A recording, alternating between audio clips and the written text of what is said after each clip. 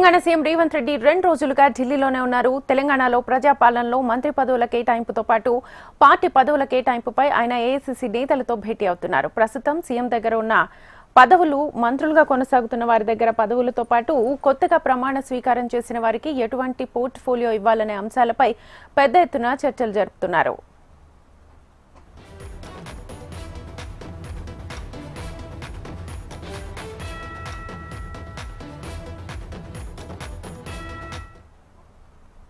Telangana CM Revanth Reddy వద్ద ప్రస్తుతం విద్యా, మున్సిపల్, హోంశాఖ, గనులు, ఎస్సీ/ఎస్టీ, మైనారిటీ, వాణిజ్య పన్నులు, పశుసంవర్ధక శాఖ, న్యాయ, కార్మిక, క్రీడలు, యువజన శాఖలు ఉన్నాయి. ఇవి కాక డిప్యూటీ భట్టి విక్రమార్క సీఎం ఆర్థిక మంత్రిగా, విద్యుత్ శాఖ మంత్రిగా ఉన్నారు. ఇక శ్రీధర్ బాబు శాసనసభ వ్యవహారాల మంత్రి, ఐటీ ఇండస్ట్రీస్ మంత్రిగా ఉన్నారు. పొంగులేటి శ్రీనివాసరెడ్డి వద్ద రెవెన్యూ, ఐ&పిఆర్, హౌసింగ్ తో పాటు స్టాంప్స్ అండ్ రిజిస్ట్రేషన్లు ఉన్నాయి. పొన్నం ప్రభాకర్ బీసీ సంక్షేమంతో పాటు రవాణా శాఖ మంత్రిగా ఉన్నారు. సీతక్క దగ్గర పంచాయతీరాజ్ తో పాటు స్త్రీ, శిశు సంక్షేమ శాఖలు ఉన్నాయి. కొండ సురేఖ వద్ద దేవాదాయ శాఖతో పాటు అటవీ శాఖ కూడా ఉంది. జూపల్లి కృష్ణారావు వద్ద ఎక్సైజ్ శాఖతో పాటు పర్యాటక శాఖ మంత్రి పదవి కూడా ఉంది. కోమటిరెడ్డి వెంకటరెడ్డి వద్ద ఆర్&బి శాఖలతో పాటు సినిమాటోగ్రఫీ శాఖ ఉంది. ఇక ఉత్తమ్ కుమార్ రెడ్డి వద్ద ఇరిగేషన్ తో పాటు సివిల్ సప్లై శాఖ ఉంది. ఇలా ఒక్కో మంత్రి దగ్గర 2-3 శాఖలు ఉన్న పరిస్థితి. దీనికి తోడు సీఎం దగ్గర కూడా కీలకమైన శాఖలు ఉన్నాయి. ఈ నేపథ్యంలో ప్రస్తుతం పోర్ట్ఫోలియోలో ఉన్న మంత్రుల దగ్గర ఒక్కో శాఖను తగ్గిస్తారనే ప్రచారం జరుగుతోంది. సీఎం దగ్గర ఉన్న శాఖలే కొత్తగా నియామకమైన 3 మంత్రులకు కేటాయిస్తారని, అందుకే సీఎం ఢిల్లీలో అటు కేసీ వేణుగోపాల్తో ఇటు ఏఐసీసీ జాతీయ అధ్యక్షుడు ఖర్గేతో కూడా చర్చిస్తున్నట్లుగా తెలుస్తోంది.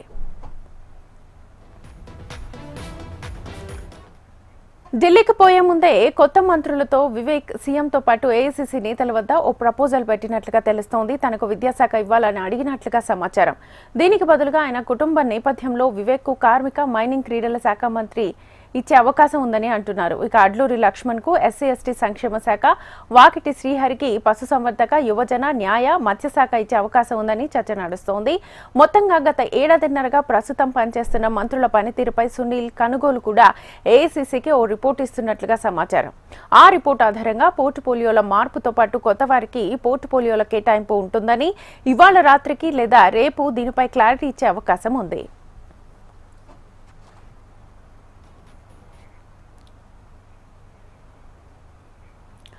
తెలంగాణ సీఎం రేవంత్ రెడ్డి 2 రోజులుగా ఢిల్లీలోనే ఉన్నారు. తెలంగాణలో ప్రజాపాలనలో మంత్రి పదవుల కేటాయింపుతో పాటు పార్టీ పదవుల కేటాయింపుపై ఆయన ఏఐసీసీ నేతలతో భేటీ అవుతున్నారు. భేటీకి సంబంధించి ఫుల్ డీటెయిల్స్ మా ప్రతినిధి అశోక్ని అడిగి తెలుసుకుందాం. అశోక్,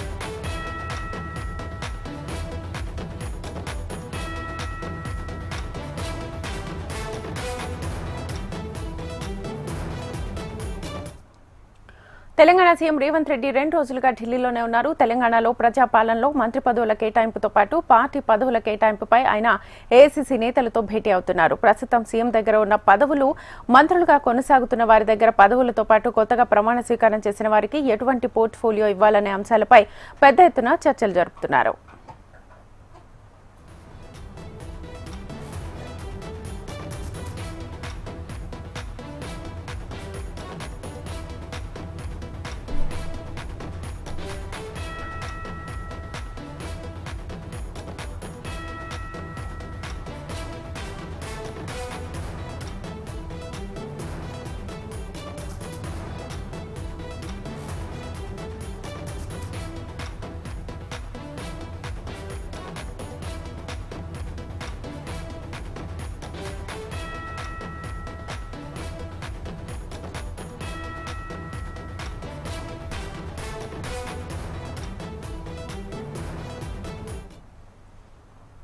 తెలంగాణ సీఎం రేవంత్ రెడ్డి 2 రోజులుగా ఢిల్లీలోనే ఉన్నారు. తెలంగాణలో ప్రజాపాలనలో మంత్రి పదవుల కేటాయింపుతో పాటు పార్టీ పదవుల కేటాయింపుపై ఆయన ఏఐసీసీ నేతలతో భేటీ అవుతున్నారు. ప్రస్తుతం సీఎం దగ్గర ఉన్న పదవులు, మంత్రులుగా కొనసాగుతున్న వారి వద్ద పదవులతో పాటు కొత్తగా ప్రమాణ స్వీకారం చేసిన వారికి ఎటువంటి పోర్ట్ఫోలియో ఇవ్వాలనే అంశాలపై పెద్ద ఎత్తున చర్చలు జరిపిస్తున్నారు.